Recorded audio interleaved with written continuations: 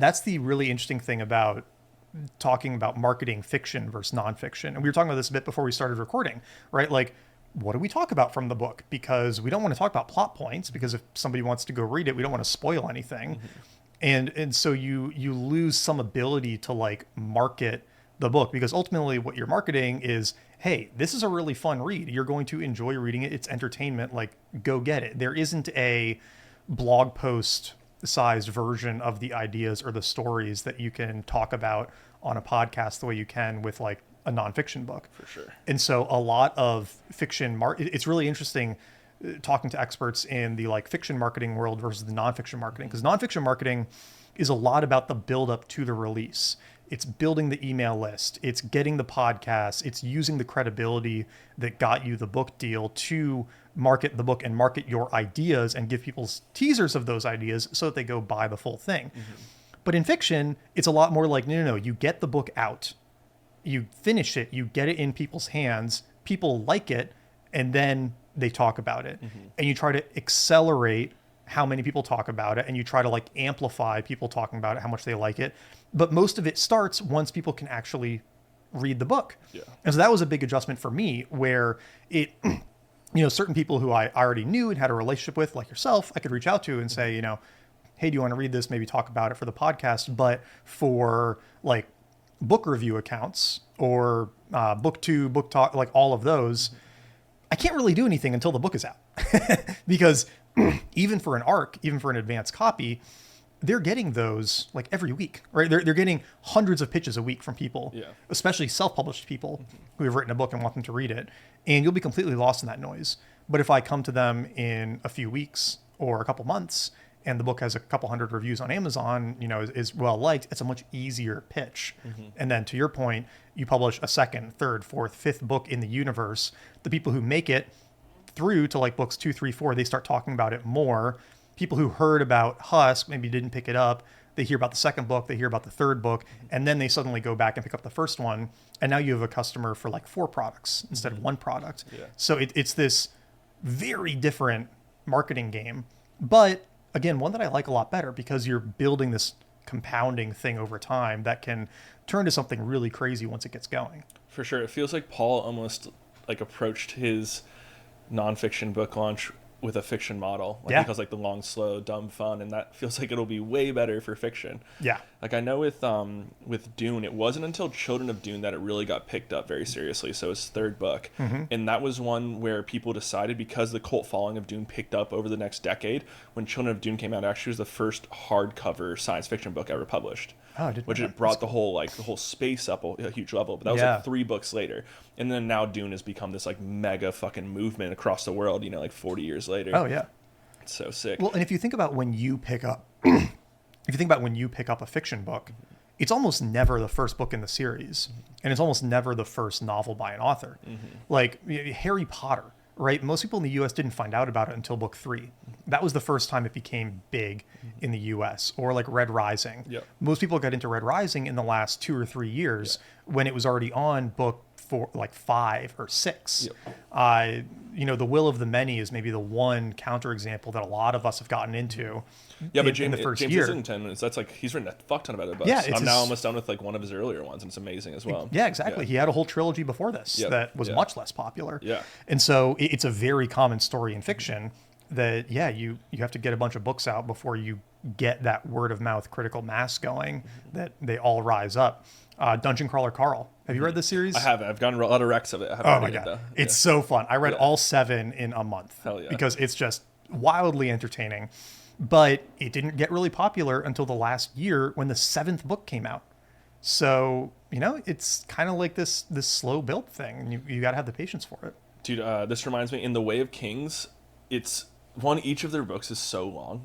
Like the smallest one is 1,200 pages, I think. And it took me until the 5th book for me to be like, this is great. Like it was really good the whole time, but the 5th book, I was like, like totally amazing, like so worth reading.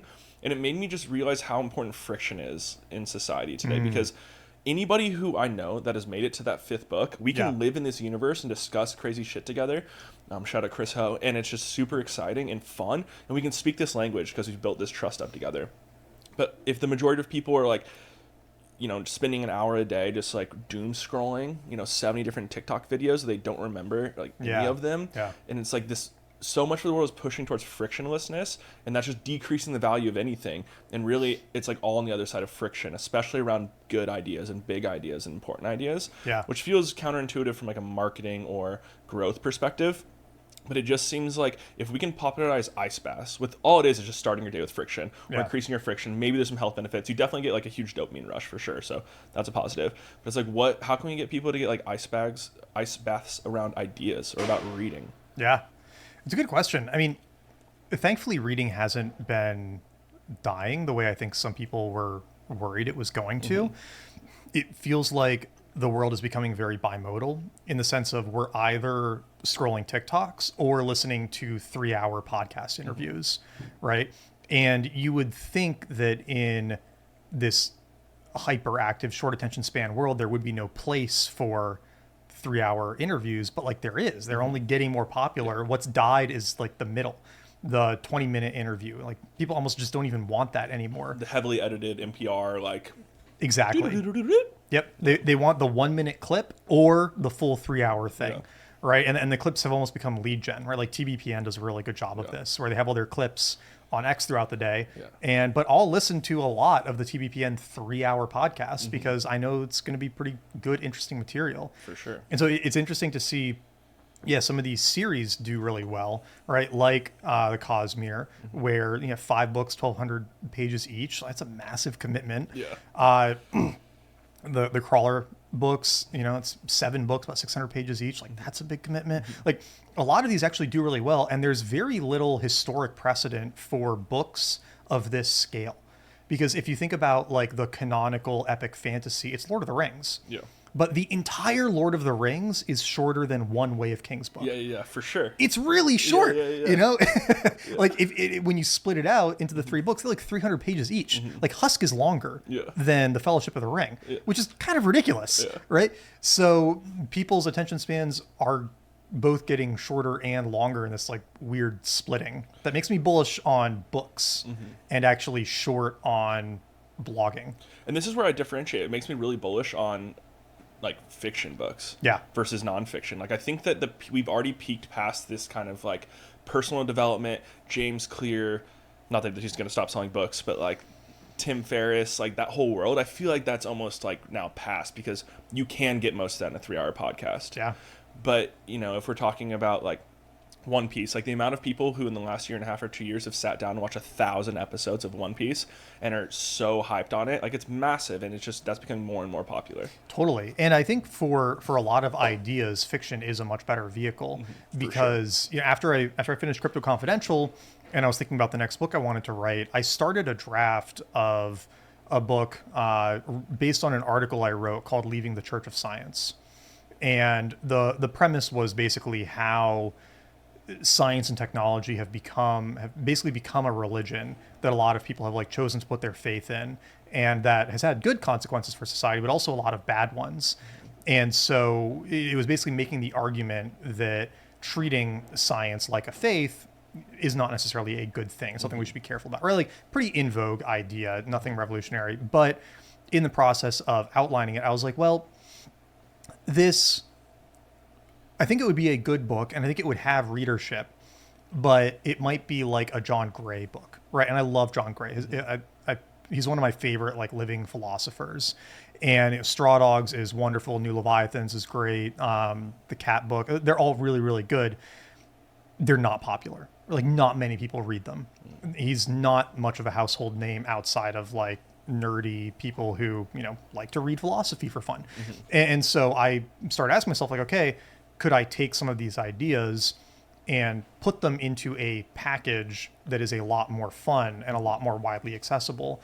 And that was one of the forces that ended up driving me towards doing fiction writing and like writing sci-fi, because Husk is paced like a thriller. It's very fast. You can really like clip through it. And I've put those ideas in there, but not so much that it like slows down the reading. And if somebody just wants the action in the world, they can kind of like skip through some of those pieces. And the people who like it, like they love those parts of the book. It's off. Some of the people who read it, it's like that's their favorite part, right? And so that to me is really satisfying because it's like, okay, here is this more widely distributable package that can still share these ideas, but in a way where they have a chance of breaking out of the like nerdy class that just wants to read them raw,